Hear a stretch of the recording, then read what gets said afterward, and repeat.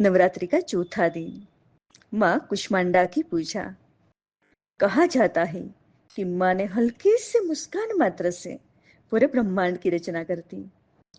उन्हें ब्रह्मांड की सृष्टिकर्त्री भी माना जाता है। माँ कुष्मांडा सूर्य के केंद्र में रहती है और पूरे ब्रह्मांड को प्रकाश और ऊर्जा प्रदान करती है।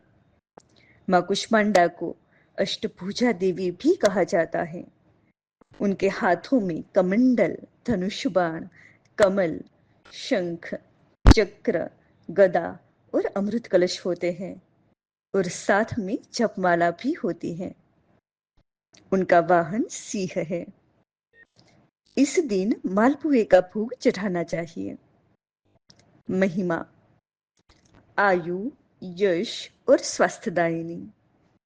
मंत्र: या देवी सर्वभूतेषु मां कुष्मांडा रूपेण संस्थिता, नमस्तस्यै नमस्तस्यै नमस्तस्यै नमो नमः।